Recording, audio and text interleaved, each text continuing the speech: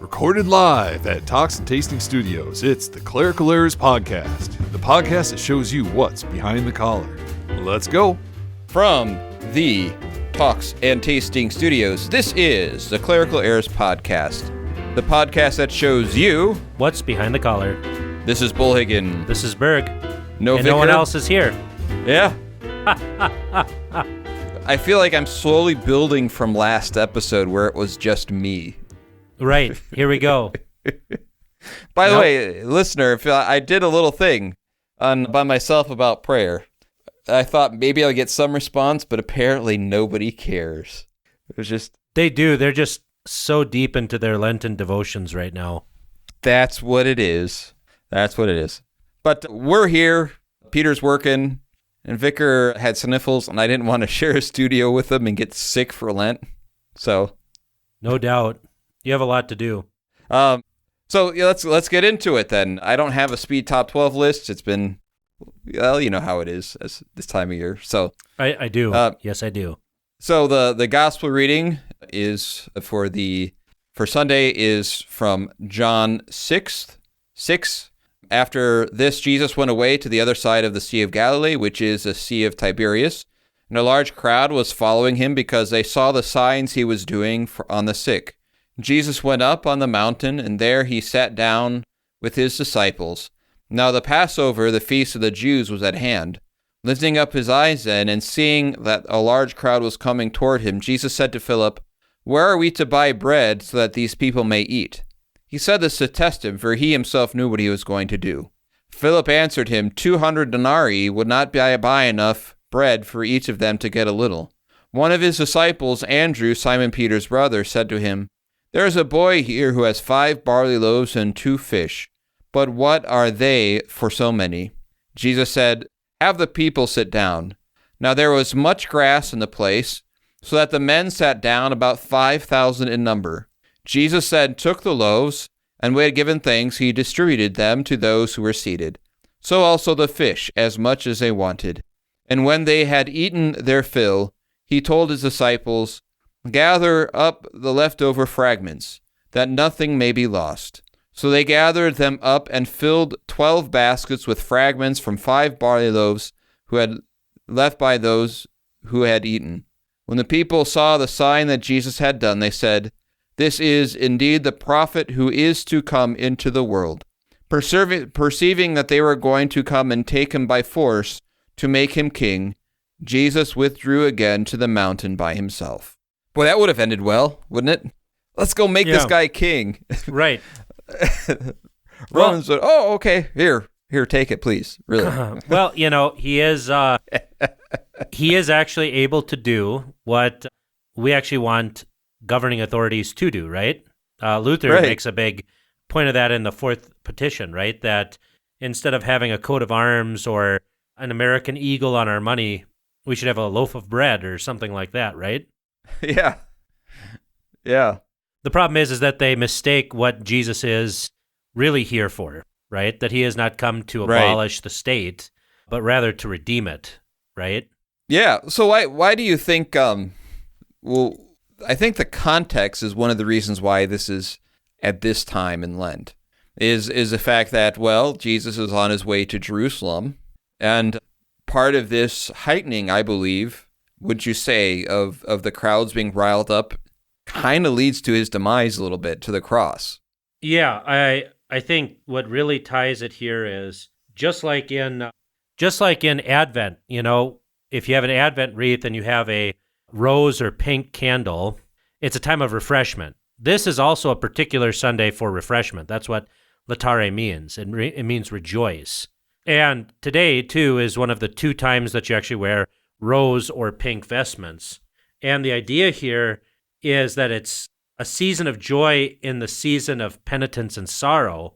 And the reason why you have kind of this softening of the penitence theme is, well, really it's kind of a refreshing Sunday, right? That we're here to kind of get our breath before we really sink into it with Judica, which is known as Passion Sunday, when Christ hides himself and we really change our focus from the Christian life to an intensification of studying Christ's death and resurrection. Right. So this is supposed to be a Sunday of rejoicing, right? Of filling oneself up, right? Do you have the rose-colored vestments?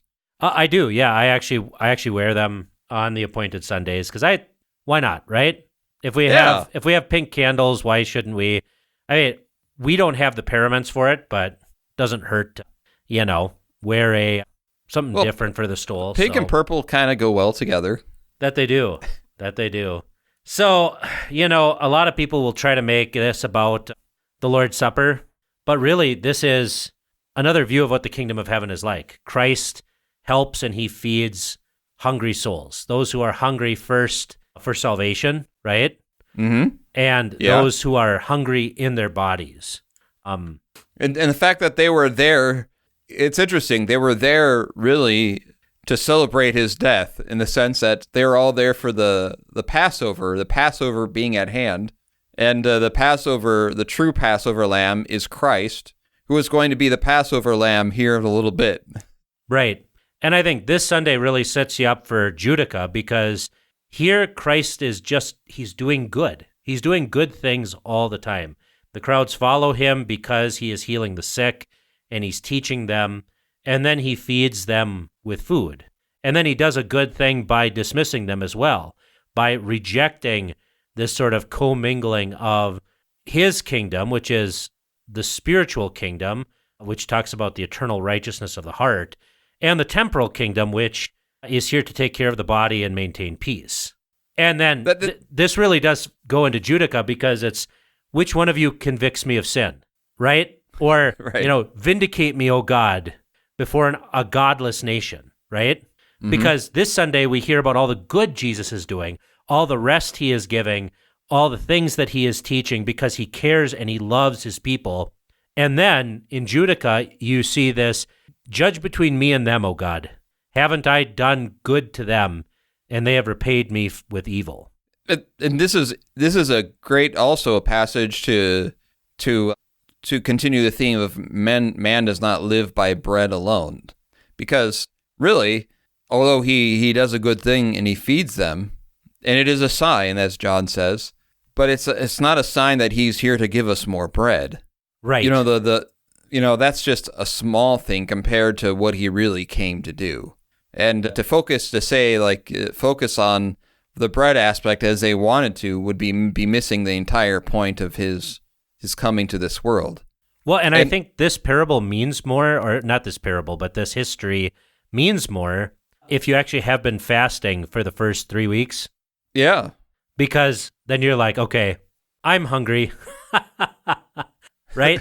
Jesus is giving me something to eat. And I think that's part of it. I think oftentimes we not only forget about the spiritual things, we even forget about the physical things, that they actually are gifts from God, that bread is a gift from God, and it may or may not always be there. Yeah. And the not following, you mentioned not falling into the trappings of confusing his kingdom. I would say that continues to be a struggle in our particular context, don't you think? Yeah. I mean, the church and the governing authorities must be distinguished. Right. Now, does the church have things to say to the governing authorities? Absolutely. But it has to do not with particular laws or policies. It has to do with the righteousness of the heart and sin, right? So when a guy comes to Jesus and says, okay, Lord, tell my brother to split the inheritance with me, he's like, well, who made me judge or arbiter over you? Right? That's not his job. But he does say, okay, now that we're talking about inheritance, watch out for covetousness. Yeah. But for example, I don't want to get canceled here, but I'm sure our producer will cut it out. But so what you're saying is you don't have to be, like, if you're a faithful Christian, you don't have to necessarily be the biggest Trump fan. Right. That is correct. Or the biggest opposition fan or whatever, right? Right. I think, but that's why I say it's kind of hard to differentiate nowadays because our current context, everything's all or nothing. There's never any nuance, and right. And then Christianity is just placed in that context. So, for example, there are many people who hate the church because they don't like Trump. Right. That's a real thing. Yeah. Right? Even though I would say that President Trump's abortion policies are not nearly as strong as I would like them to be. Right. Right. But that's just it. I mean, I'm not giving, I'm not a political, this is not my political ideas or anything like that. But I agree. There are some things, and I think this is where, especially the idea of abortion has really kind of muddled things because, we have to be able to distinguish, right? That evil things that are against the scriptures need to be opposed, right? Things like abortion or gay marriage. I would even argue no-fault divorce, right? I mean, the Bible condemns no-fault divorce. We should be against those things. Those things are evil, okay? And then there are other things that, as a citizen, you can be for or against them, but that doesn't necessarily mean that they're evil. Like, for example, if we want to do a, let's say lower property taxes. As a pastor, I really don't care. Unless that money is going to fuel, child mutilation or something like that, right? Right. But I guess it seems like everything is so black and white, where if you're LCMS, then you're Republican. If you're ELCA, you're Democrat. That's pretty much how people think. Without any kind of nuance. So if you're on one side, you buy into everything. If you're on their side, you buy into everything. And that really does, those lines bring division to the church and that's wrong. And it shouldn't be that way because, you can be a godly Christian and have real disagreements, informed disagreements about particular policies, who our allies should be. Should we be in NATO? Should we be on the gold standard? Right. Now, that being said, like, I do believe that all the things that, when it comes to a lot of those things like transgenderism and all those things, that obviously one side is doing a better job at that, but to treat the other one side like it's the savior and the end all and be all, and because of that, we also think it's a biblical, how we treat Israel is a biblical thing, or how we treat all sorts of issues. It's all in the same playbook, and it's all either all good or all bad without any kind of nuance. And we're not thinking for ourselves. I see that being an issue at some point. Yeah, I think it already is. And that's problematic. Yeah. I mean, you don't want to tie yourselves too close. As the church, we don't want to tie ourselves too closely to any one political institution or party or faction. In fact, as Christians, we should love this country. We should support this country. It's the country God has given us. Nevertheless, Christianity doesn't stand or fall with the United States. Right. I mean, that's something else we have to come to terms with, is that we shouldn't be so tied to any one governing authority or set of policies or whatever, that we end up missing what the church is here to give us, which is righteousness of the heart.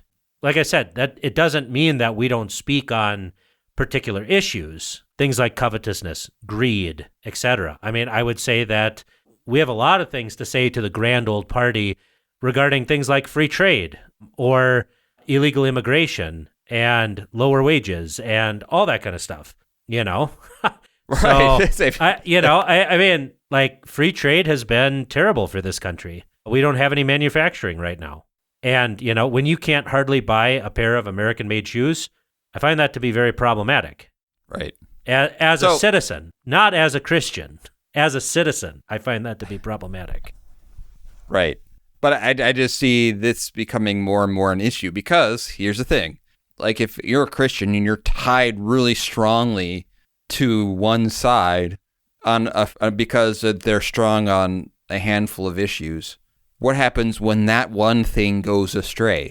Because we see this a lot, for example, when people stick with a Lutheran church that has changed their confession. And they say, well, I don't believe it, but, I'm faithful to this church or this church body. What does that lead to? Right. And I have old-time Democrats in my congregation. I know of some professors at seminaries that have played around with the idea of like a Christian socialism sort of thing, So you don't have to agree with all these people, Right. right? One thing the Bible is clear on is love your neighbor. That there can be honest discussion on what that looks like. Right. And it also means, too, that you don't always have to stay where you're at. So if you're an old-time Democrat and, really look at what your party platform is about. Do you really want to be supporting that? That's a question to really deal with and wrestle with. Same thing if you're a Republican. I mean, Yeah, because well, let's be honest. I'm old enough to realize that what a Republican is right now is what a Democrat was 30 years ago. Right. Which, if you look at, President Trump and RFK and a bunch of them, they were all Democrats 30 years ago. So well, now that we're done with that rabbit hole, let's not make that the sermon, though. Ha! Unless you want to, I think it does open the opportunity to say, where are your loyalties ultimately? Right. Exactly. I mean, that would be a good discussion. Are you loyal to a particular party over your church? That would be an interesting sermon. Right. Or does your church have to, does your church have to agree with your political ideology in every single point before you become a member of said church? That's happening too. This is why the rise of the nuns, the NONES, is a thing, right? Yeah. All right, so we do have a question from the super fan. Because he is a super fan, a couple of questions actually, we should answer these questions, not only because they are important, because they're from our super fan, our music maker extraordinaire. Because like those politicians on the campaign, we want to give the people what they want. That's right. So he has some questions. Peter, play the intro. Confound the clerics. So this is from our superfan, the Baron. He asks the first question. I'm looking forward to graduation and ordination pretty soon here, and I realize there are a few important things I need to figure out before then. First of all, can you explain all the articles of vestments and when and why you use them, and what is the deal with all the Perrywinkle Clerical shirts I keep seeing at the clothing op? All right, so that first part of this email, okay, anybody who really knows the Bullhagen knows that this is not Bullhagen's wheelhouse. Wouldn't you say? Yeah, I mean, it's... I would dare say that even for Berg, like, you will have classmates graduating with you who probably have studied this way more in depth and is closer to the memory than what Berg and I could answer when it comes to the articles of clothing. So I will say about this is, I had a cassock alb when I first graduated from seminary. I would just go with the cassock, the surplice, the stoles, and then the chasubles for communion Sundays. And then there's also the mantable, which is the tiny mini stole that goes around your wrist. You could get the amice and all that kind of stuff, but I mean, to be honest, this will actually be answered better in your second question. Yeah, and I would say, like, for example, like when we have pictures in where you have the confirmation pictures, and you have like pastors wearing like choir robes and graduation robes and all sorts of things. Was the word still heard? Yeah, it was. I mean, I think the thing you should go for is reverence and for beauty. Right. Okay, those are the things. As Berg would like to say, they're tools. Yes, they are tools. And as tools, you don't want the tools to become the law necessarily, where it has to be this article clothing or, how long your cincture is. There's a long story behind that word. Yeah. Well, and let's not get as crazy as, I want to say the Danish church, they actually put limits. Your stole had to be so many inches by so long in the Danish church, width and all that kind of stuff. And it's like, That's stupid. I'm sorry. At the same time, wearing a really thick stole that's got like shag carpet on it, that's stupid too. Right. So, or wearing a monstrous wall crucifix is stupid too. Okay. Like just everything in proportion, be symmetrical, look nice, be reverent. Don't let it be distracting. Right. So, right. So like even if you like for people who are not used to it, at first a chasuble can be distracting even. It can be. I guess I don't wear one now, but I did in Iowa and nobody said boo about it. So, yeah. So that's just it. So I would say when it comes to those things, remember your vestments are tools and they do speak a language that is helpful. With that in mind, don't get so lost into it, right?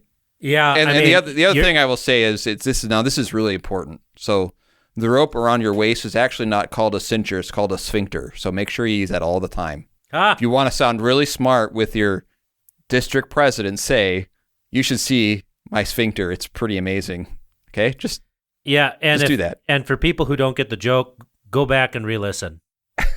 So, yeah, just it's a piece of advice, Baron. So that is the most important thing. Make sure you call that rope properly, especially when you first meet your district president. Okay, please, for my sake, do that because we care about you, Baron. You're a super fan. And see if you can find these things reasonably. I mean, I got a bunch of my stuff from Catholic liturgicals because I like the damask sort of look to them. Right. I don't know if they're an Indian sweatshop or not. You probably should look into that. But I remember my very first district convention that I went to, right? I was very first a pastor many years ago in the Central Illinois district. And 2 days, one day I wore a tie and one day I wore a clerical, right? The day I wore a tie, I had a few people come up to me and say, "We're kind of disappointed in you." And the other day I wore a clerical, I had some people said, like, "Why are you wearing that?" See, on the second day, you should have worn an ascot, like a white ascot. Right. Just for the transition, you know? And already back then, I was just laughing at that. It's like, are you kidding me? Yeah. This is our thing now? Like, really? Yeah, I mean, so that's another thing, and that actually goes kind of into the second question, too, is I don't know what your financial situation is, but I know most seminarians don't have a ton of money, and actually they have negative money, which is called debt. So, well, let me read this next question. What is the deal with all the Perrywinkle clerical shirts that I keep seeing at the co-op? Okay, I don't mean to sound morbid, but if you get a clerical shirt from the co-op, that poor pastor has died. His service has ended. Okay, because we don't throw those away. I mean, like they got to be in pastors treat really those like bad, underwear. Yeah, they got to be in really bad shape to be thrown away. They're like underwear. They got so many memories in those shirts. We don't want to just give them away for nothing, you know? And so, so when you get one at the co-op, you know, it's a reason to thank God for the service of that pastor who has now entered the church triumphant. Yeah, and so you can sing to yourself, Elijah's mantle on Elijah cast. That's right. So when you see those... Yeah, by the way, don't sing that for your ordination. Right. There are better ones out of TLH, so... So to answer that question, why? Well, I guess you know why. Like, who was wearing those? Yeah, I mean, yeah, if they're... Because periwinkle is a pale purple blue shade of indigo. Mm-hmm. So if it's kind of like a bluish purple, I mean, I kind of take my cue from the Lego movie where Lego Batman says, you know, I only wear black or really dark gray. Right. So, you know. Yeah. I mean, that's already a sign you're not getting enough oxygen. Yeah. So anyway, by the way, I will say this too. Like I They got a new shirt, and it was on sale. It's gray, not black, and I could just tell Vicar was so silently judging my shirt that it wasn't black. Is that a thing? Does that mean something if I wear a gray clerical burg?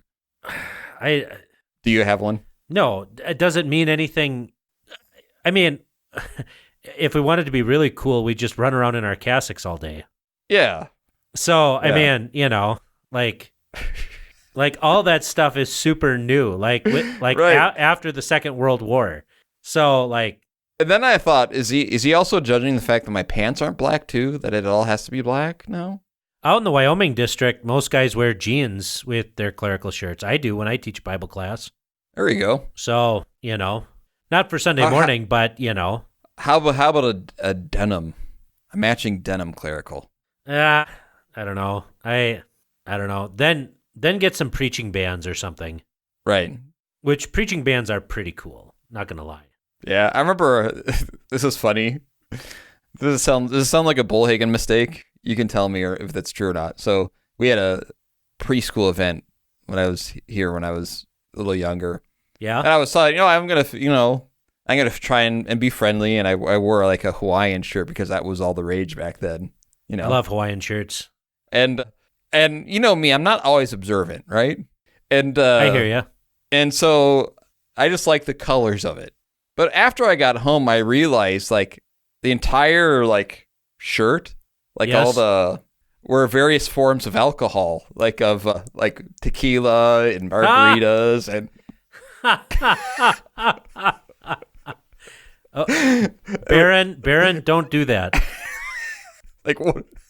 Check. Pastor Bowling likes the party. Yeah. Make sure you.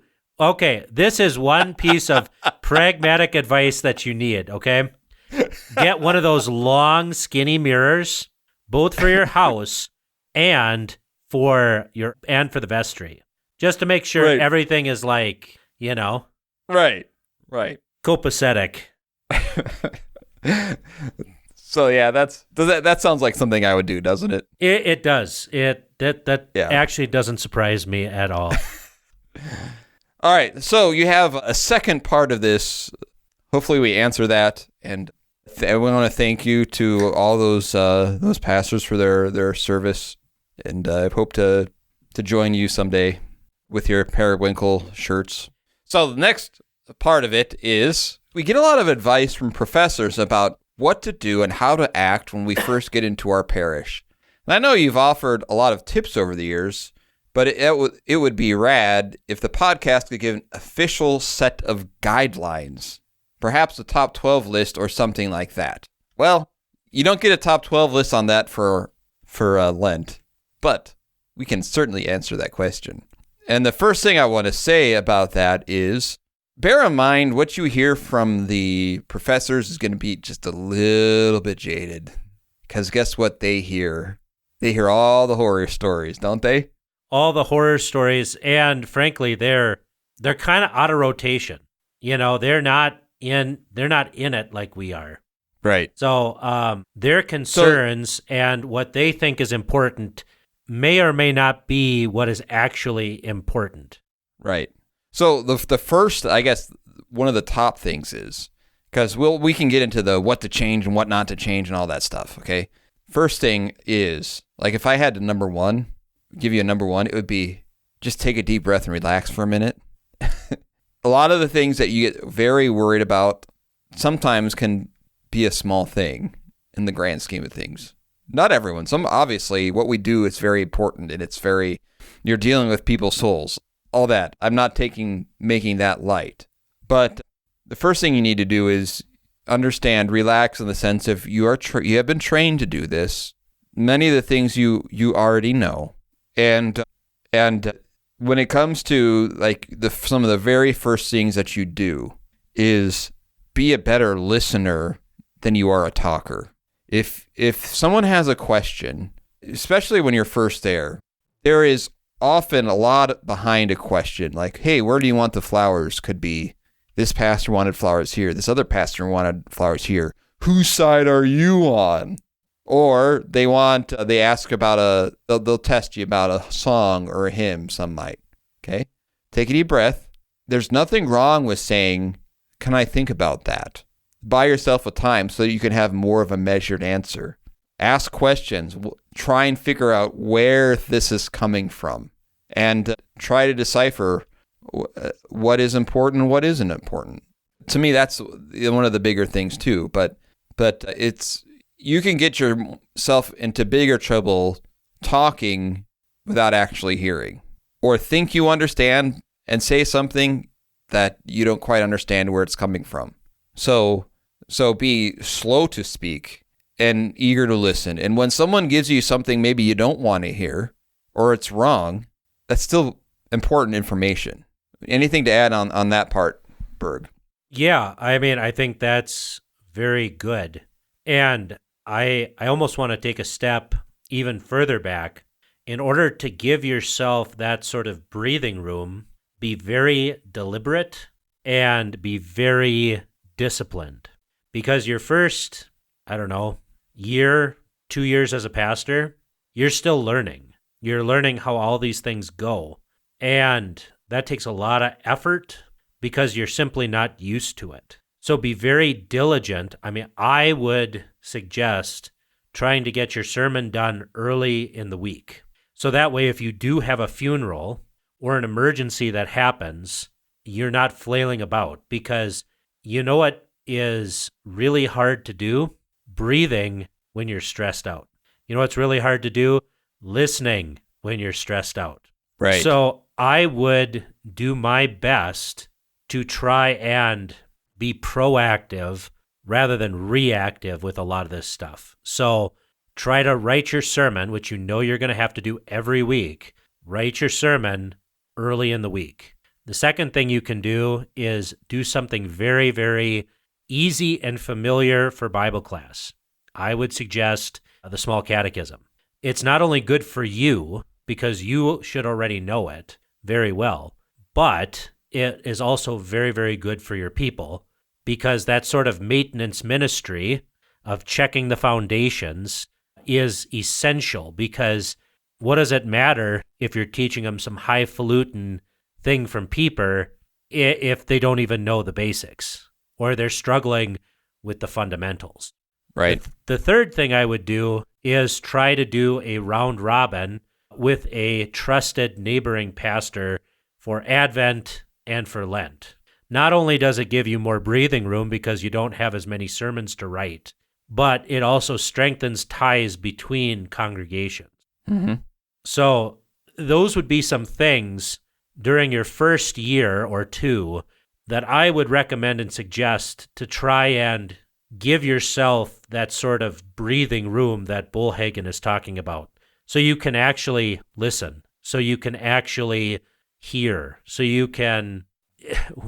Sometimes you're going to step on a landmine regardless of what happens.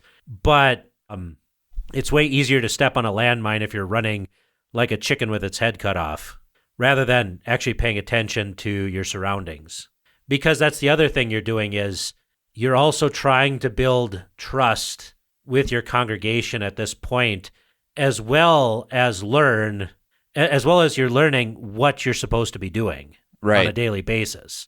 And this is actually, okay, this is how a new pastor what happens a lot to bring division in a congregation with a new pastor. And this is why. When it comes to trust, you will have a portion of the congregation who will trust everything you say and trust that you care and all those things because you're the pastor. And what you say, they have a healthy respect for the pastoral office. They were there when you took your ordination vows, and they understand that you went through all of this because that's how they understand the pastor. You have another group of people where they had a lot of respect for a previous pastor. And if you're saying anything different, their respect for a previous pastor might fall in line in a different way than the way you want to lead them and guide them. What can cause division in a congregation is when you kind of hide behind those who trust you no matter what, and it keeps you from actually listening to those who might have some hard things to say to you sometimes because you don't want to hear it. And valid hard things. Right.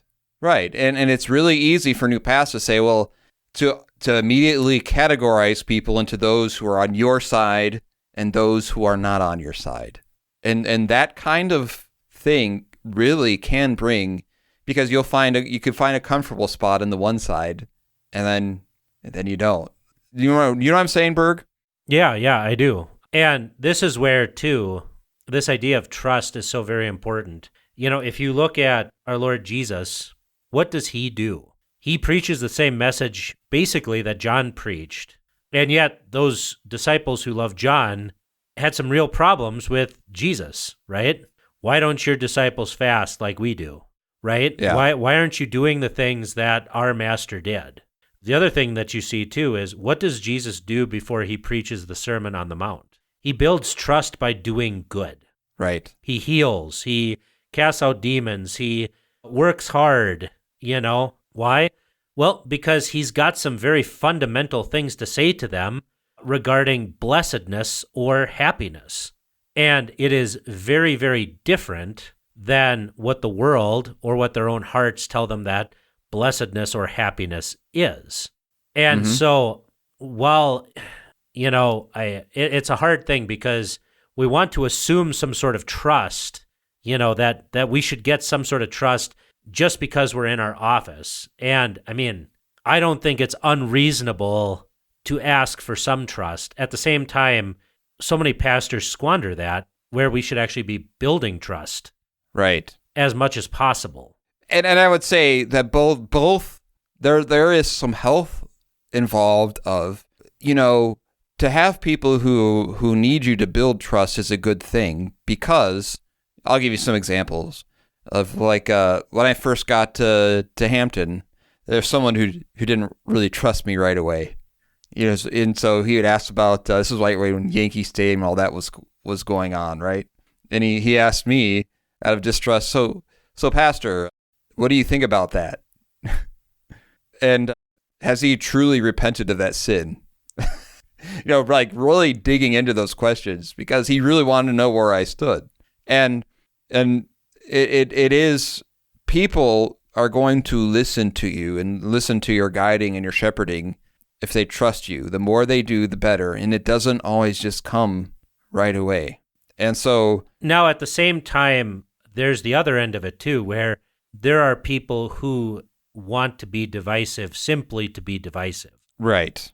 And that's where, what is it, Titus 3:18? I think it's Titus 3:18. I'll look that up. Oh, nope. Sorry. Titus 3:11. Okay.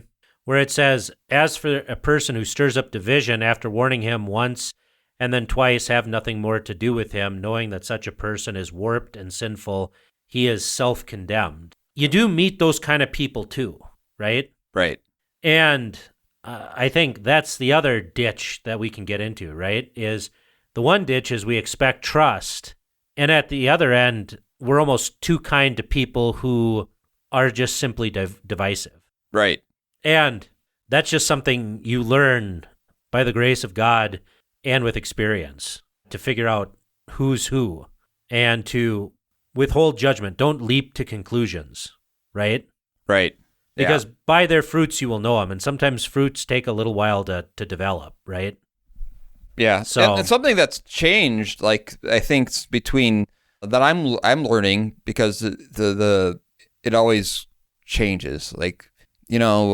It's important to visit people, but I'm finding like people under my age don't want to visit, and they don't want you to come to their house very often. Right. If you, and that's something, because I'm always been a visitor and want to visit and have come see people in their homes, but you get some wind up saying, well, can I come and visit you? Well, what's wrong? What did I do? I just want to get to know you.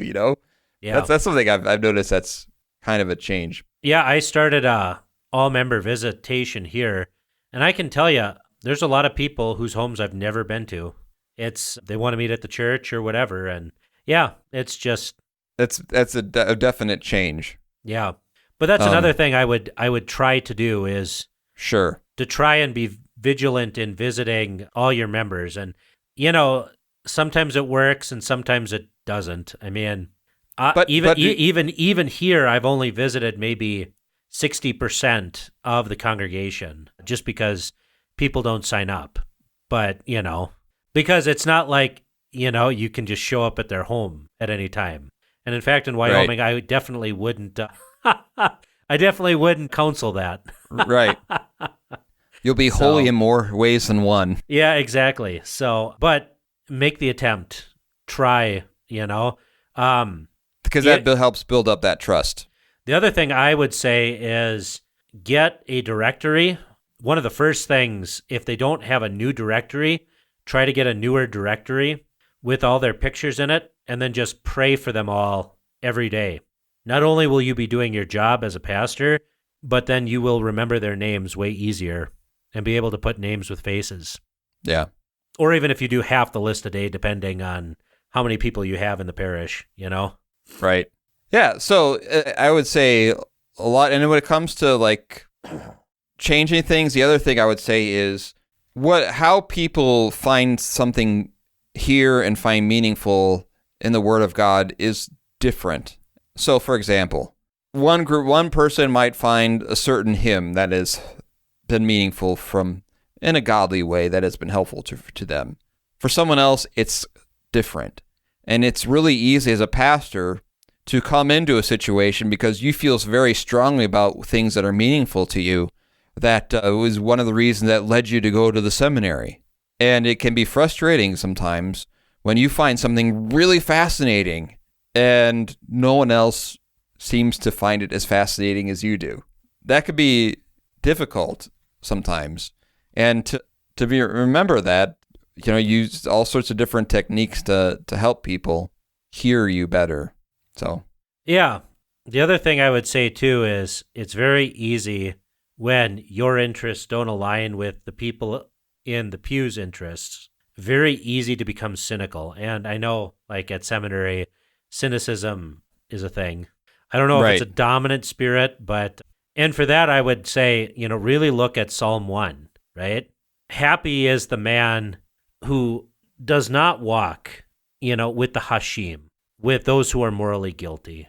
They don't, go in the way of the sinners, right? They don't sit in the seat of the scornful. And that word there, seat can also be habitation. And the scornful are those who mock, those who are really cynical. And the Greek word for that is actually a plague or a public menace. And your cynicism and your cynicism or your frivolous laughter, your not taking it seriously or being sarcastic, that's a plague. It's a public menace on the church. So I would counsel you not to do that because that's, to me, it's just a covering. It's a cloak for despair. Right. I'll give you an example, right? I've had how many funerals? Is How Great Thou Art my favorite hymn? No. I would doubt it. No. But people request it all the time for funerals. And I could be a cynic and say, well, there could be stronger hymns and all that kind of thing. But the people who want it, you could do a stronger theological hymn. Are they going to hear those words at that time and stand strongly with the confession you want to make with a certain hymn all the time? Maybe not right away. Maybe over time. But, a cynic would say, well, disparage something that would be meaningful in their face. Well, let's sing something way better. Now, we do some of that on the podcast because it's a podcast. Right. Yeah. And I think, too, that then brings me to another point. Like, if you want them to know and to learn good hymns, keep track of what you are learning and singing for every Sunday. And then repeat your top 5 hymns, maybe once a month or once every 6 weeks or whatever, right? When they fit with the texts. I mean, when I first and throw them a bone once in a while.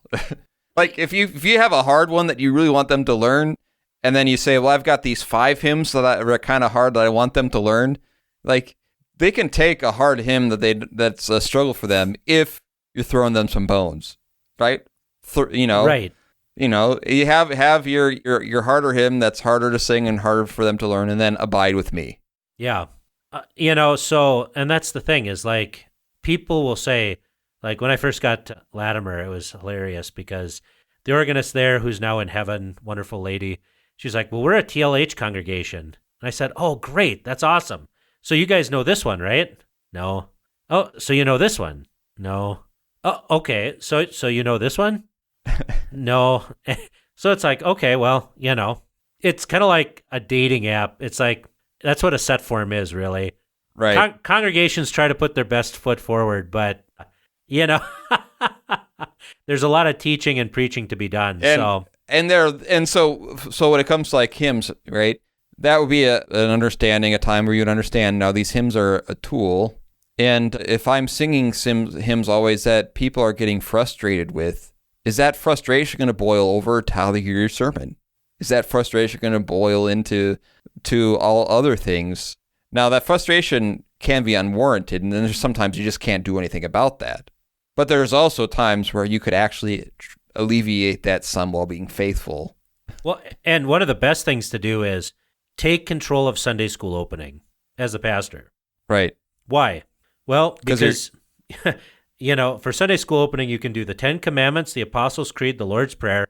Oh, look, they've memorized like half the catechism, right? And then you can teach the kids to sing these hard ones. And then when the kids sing them, the adults are going to love them.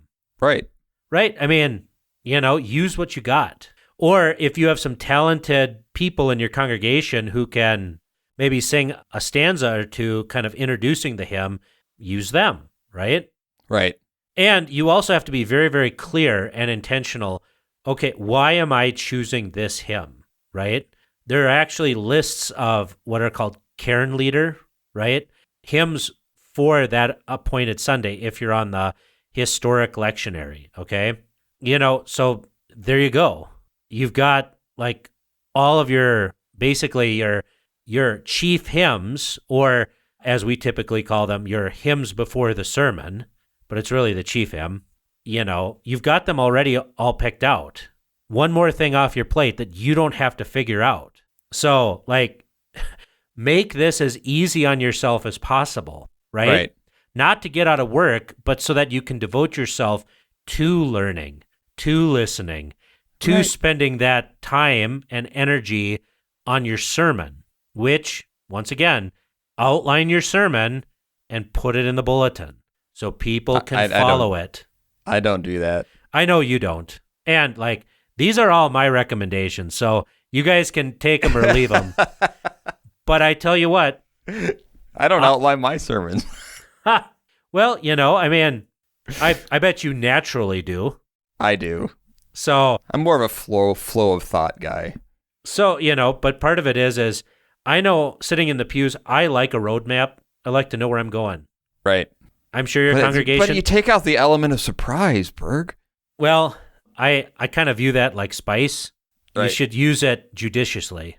My favorite outline sermon was when the pastor was preaching on Philippians and how Jesus emptied himself and how we need to empty ourselves. And he had the outline printed out for everybody, and he goes, "We also need to empty ourselves of number 2."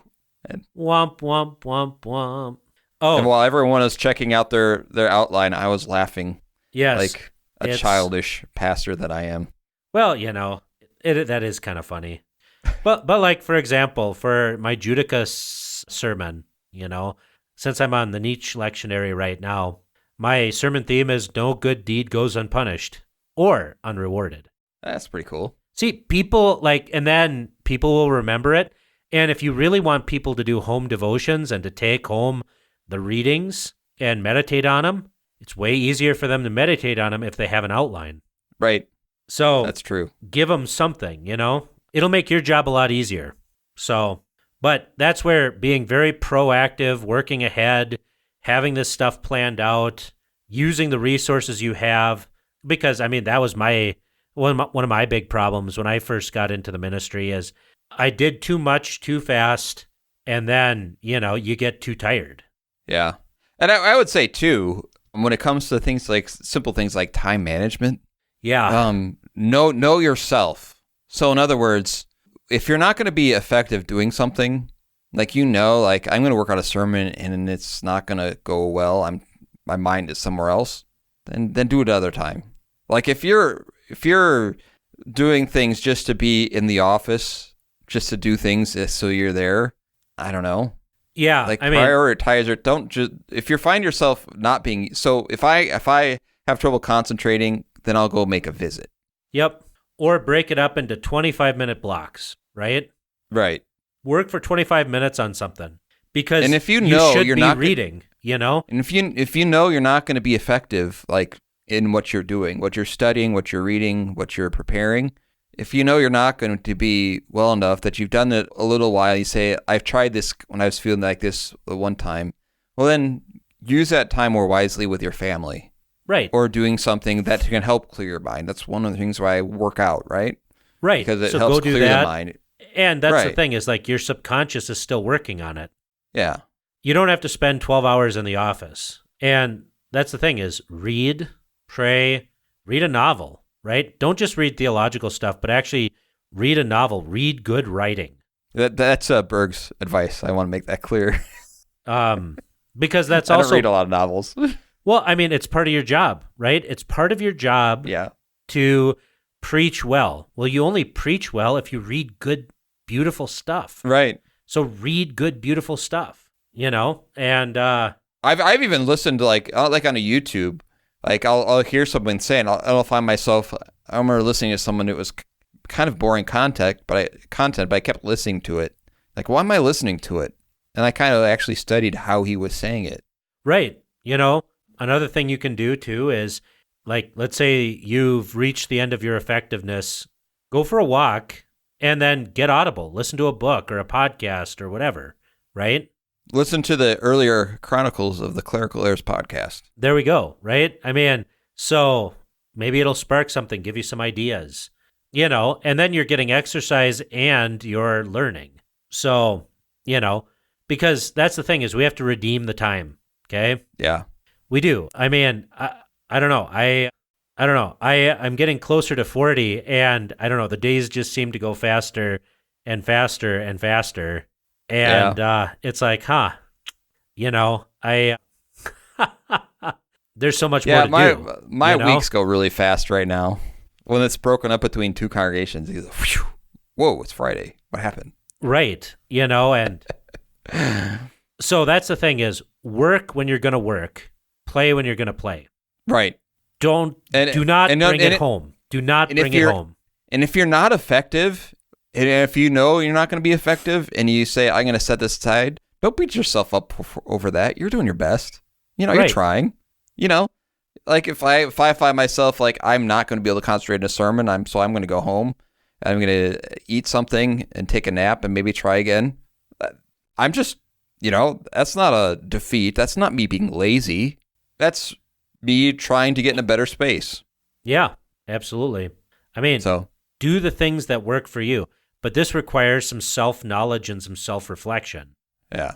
I do have an assignment now because we're rambling, and Peter will tell us that we're rambling. He's not here to tell us that, but valuable information by the producer. When the Peter's away, So I want you to, as our super fan, since we don't have time to put this together in a top 12 list, if you could compile this in a top 12 for us, that would be amazing. Ha! Nice. Tell us what you've learned. Outline it, maybe. So please, we'll be looking. I can't wait to see what your top 12 list will look like for this. So, thank you, Baron. And don't make a video. Just email it. Well, that brings us to the conclusion of this show. Thank you for listening. This is Bullhagen. This is Berg. And may our top 12 list be finalized. Thank you for joining us. This podcast is available on iTunes, Google Play, Spotify, or wherever else you get your podcasts. Questions, thoughts, concerns? You can contact us on Facebook at facebook.com/Clerical Errors Podcast, on Twitter at Clerical Errors P for podcast, or email us at feedback@clericalerrors.org. Thanks for listening to Clerical Errors. See you next time.